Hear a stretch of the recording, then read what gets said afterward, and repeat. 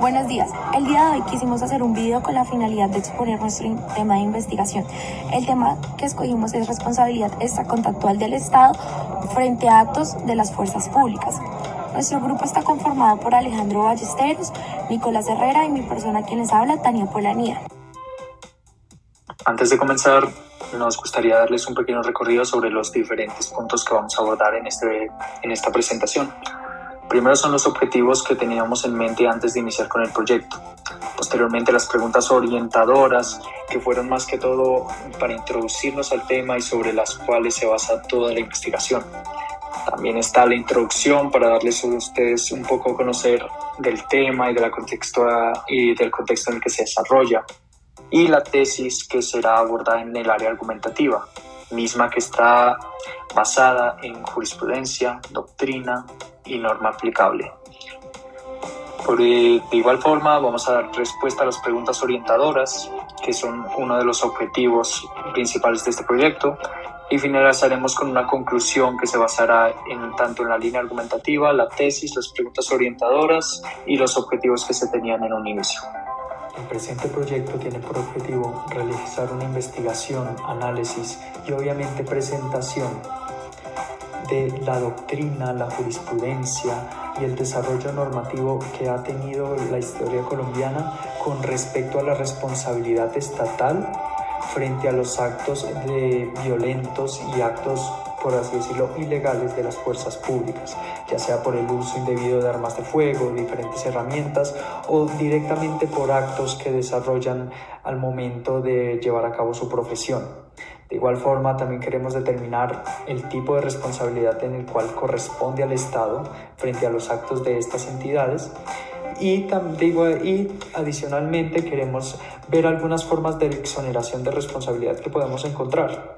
Por último, también se analizarán tanto las omisiones como las acciones que debería presentar el Estado frente a este tipo de comportamientos. Ahora bien, en cuanto a las preguntas orientadoras, pusimos las siguientes. Primera, ¿qué agentes pertenecen a la fuerza pública y sobre cuáles recae la responsabilidad estatal? Segunda, ¿en qué escenarios es responsable el Estado colombiano extracontractualmente por actos cometidos por la fuerza pública? Tercera, ¿la omisión del Estado colombiano frente a actos de las fuerzas públicas genera responsabilidad para este? Y por último, ¿qué responsabilidad aplica al Estado por el uso indebido de armas de fuego por parte de la fuerza pública? Continuando con esta presentación, es importante decir que para nadie es un secreto que Colombia ha sido un país inmerso por una realidad de violencia y conflicto armado interno durante más de 60 años, que se originó a partir de razones de desigualdad social y descontento poblacional, que hasta el día de hoy no han sido resueltas ni controladas en su totalidad.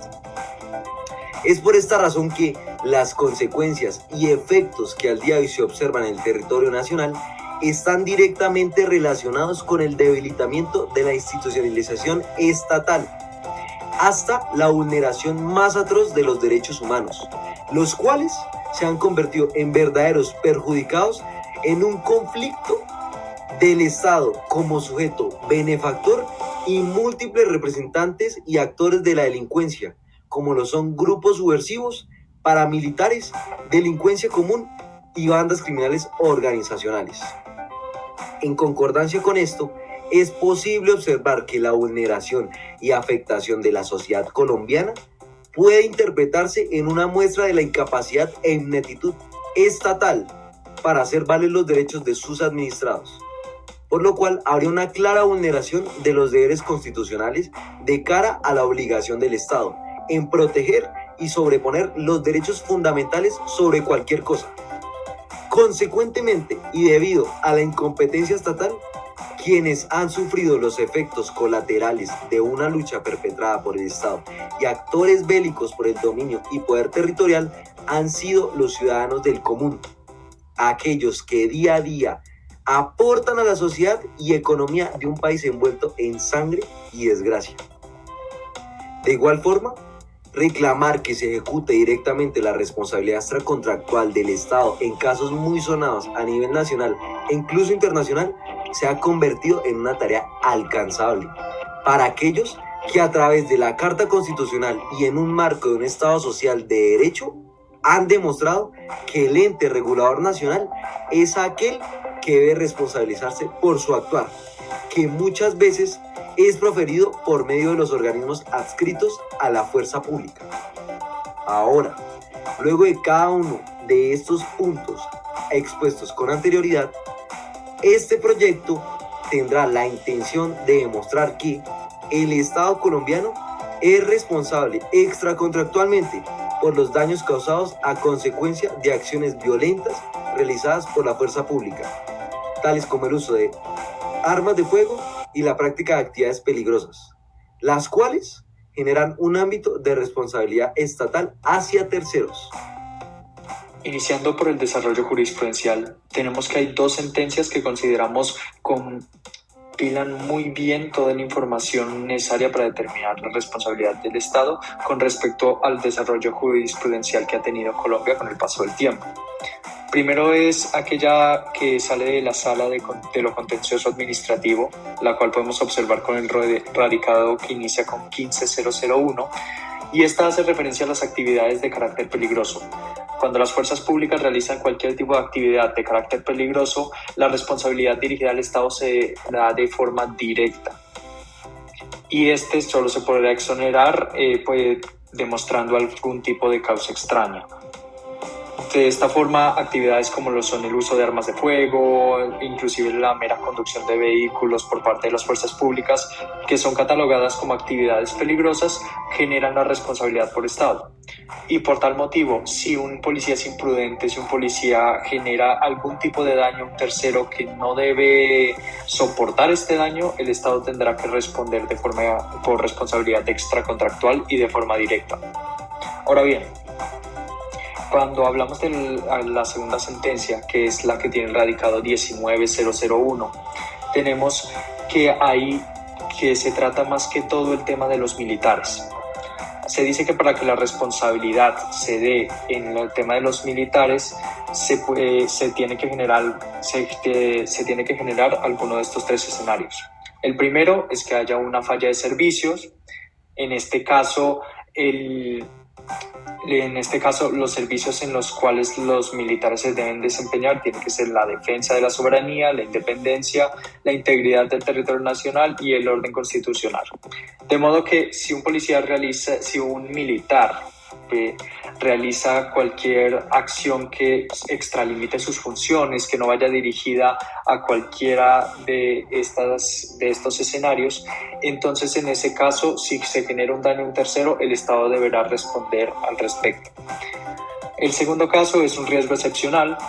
A diferencia del primero, en esta situación, el militar sí está cumpliendo con el deber que le ha encomendado la ley. Sin embargo, se excede en el uso de la fuerza. Tal es el escenario que ocurre en las marchas cuando ciertos miembros de la fuerza pública utilizan una fuerza excesiva y pueden llegar inclusive a terminar con la vida de un individuo.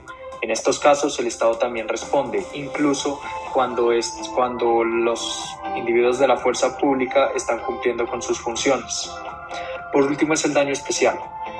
El daño especial tiene que cumplir con los requisitos que podemos ver en la parte derecha de la diapositiva. El primero es que la actividad que afecte la actividad afecta el principio de igualdad entre las cargas públicas.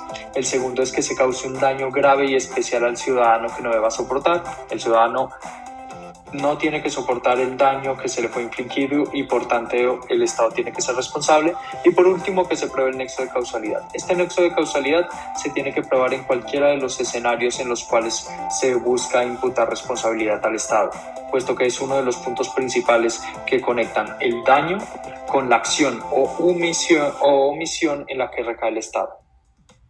Ahora bien, cuando hablamos del desarrollo doctrinal, podemos encontrar que hay un repertorio gigante de textos los cuales tratan el tema de este tipo de responsabilidad del Estado.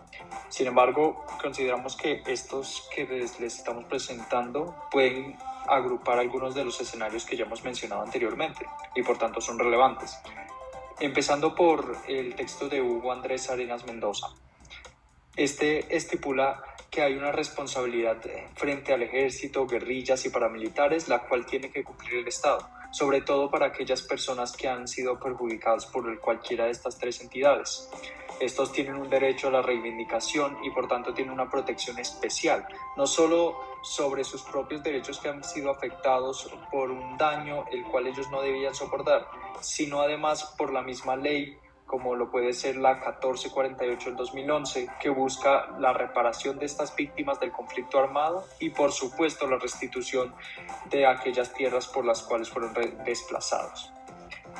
En cuanto a otro desarrollo doctrinal, también tenemos que las víctimas por daños de las fuerzas públicas tienen unas acciones las cuales pueden llevar ante lo contencioso administrativo, que principalmente es una demanda de reparación directa.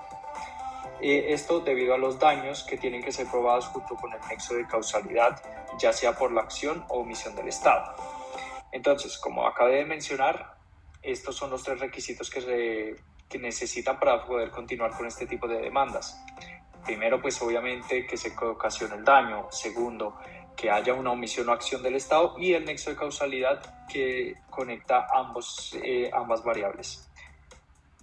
Además, también cabe resaltar que cuando se realiza el análisis de la responsabilidad estatal, es irrelevante el determinar que la conducta de los policías o de la fuerza pública es legal o ilegal, si es lícita o ilícita. Esto debido a lo que se tiene que concretar es si el Estado tiene un deber para actuar y no actuó, o actuó sobrepasando sus límites, y si dicha actuación u omisión genera un daño para la persona. Más allá es indiferente que esto sea lícito o ilícito. Y finalmente, como ya hemos mencionado en apartados anteriores, como medio de exoneración está la causa extraña. Si se logra probar que hay una fuerza mayor, que hay un caso fortuito, una responsabilidad de un tercero, o si es propia culpa de la víctima, entonces se puede exonerar de responsabilidad al Estado. Por último, acá justo debajo en negrilla tenemos los textos de los cuales se basa la doctrina, como pueden apreciar, y también sus respectivos autores.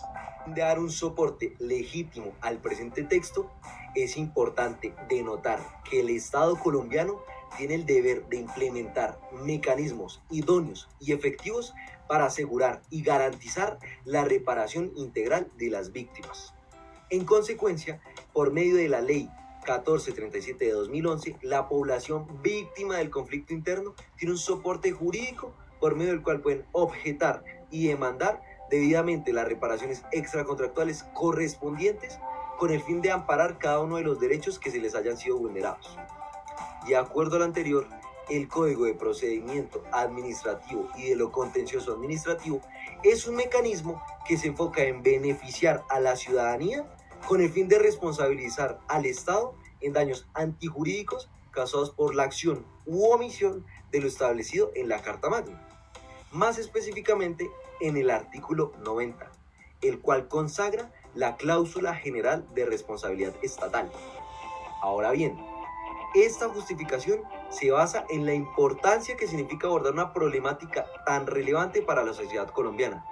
Es por esto que, para este proyecto, se basó principalmente en lo establecido por la Ley 1448 de 2011, por la cual se dictan medidas de atención, asistencia y reparación integral a las víctimas del conflicto armado interno, y se dictan otras disposiciones. De igual forma, como lo acabo de mencionar, el artículo 90 de la Constitución es la base fundamental que sustenta la demanda y reparación de las víctimas, con el fin de que el Estado sea el responsable de analizar y complementar las normas aplicables. Por último, usamos tres resoluciones: la 3514, la 2686 y la 5228, las cuales de alguna forma controlan y regulan el uso que tiene la fuerza pública adscrita frente al Estado. Por último, y dando respuesta a las incógnitas que dieron inicio a todo el proyecto de investigación, entonces tenemos que, con respecto a la primera, quienes componen la fuerza pública son principalmente fuerzas militares y Policía Nacional. De estas pueden derivar otras entidades más específicas, pero estas dos son las ramas generales. Ahora bien, la responsabilidad del Estado, en la segunda pregunta, como ya se pudo evidenciar en la doctrina, en la jurisprudencia y también en las normas aplicables, puede ser por actividades peligrosas, que ya sería una responsabilidad de forma objetiva y directa. Luego está la responsabilidad que se genera cuando se les extralimitan las funciones, que también es que se puede dar de forma directa en contra del Estado. Lo mismo pasa con la de exclusividad y lo mismo pasa con la de daño especial. Estas tres ya se evidenciaron en la parte argumentativa y en estos tres escenarios la responsabilidad sea directa y se puede desarrollar una demanda en contra del Estado a través de la vía de lo contencioso administrativo. De igual forma, y por último, en las víctimas, casos de conflicto armado de desplazamiento también son responsabilidad del Estado y también se hacen de una forma directa. Por tal motivo, en la mayoría de los escenarios se puede compadecer al área de lo contencioso administrativo y actuar con una demanda en contra del Estado, de forma principalmente directa. En cuanto a la tercera pregunta, sí, la omisión sí genera responsabilidad por el Estado, como ya se pudo haber evidenciado en el desarrollo doctrinal, sobre todo, digamos, en los casos de desplazamiento, por ejemplo, en los cuales el Estado tiene un deber de garantía para con los ciudadanos, de garantizar su seguridad, sus derechos y, digamos, en cuestiones más específicas, su propiedad, que es la que más se ve afectado en casos de desplazamiento. Por tal motivo, si el individuo no tiene que soportar un determinado daño y el Estado tiene la responsabilidad de evitar que ese daño se ocasione, entonces en esos escenarios la omisión del Estado genera responsabilidad para el mismo. Por último, y con respecto a la pregunta cuarta, la responsabilidad que se da en estos escenarios es un tipo de responsabilidad sobre todo directa, porque la manipulación de armas de fuego o este tipo de elementos es catalogada como una actividad peligrosa. Y por tanto, la única forma de, digamos, exonerar de responsabilidad del Estado puede ser a través de la causa extraña. Sin embargo, de no denotar ninguna de las características de esta causa extraña, ya sea fuerza mayor, culpa exclusiva de la víctima, caso fortuito o hecho de un tercero, entonces en estos escenarios el que tiene que responder será directamente el Estado. Y para concluir, decimos que el Estado sí es responsable objetivamente por los actos cometidos por la fuerza pública, pues es labor del Estado asumir los riesgos cometidos por las utilizaciones de armas de fuego y la realización de prácticas peligrosas de forma que se debe garantizar los derechos a los ciudadanos y la seguridad. Pero cabe hacer la aclaración que para poder atribuir la responsabilidad al Estado de los actos violentos de la fuerza pública se debe probar la existencia del daño y del nexo causal y el resultado.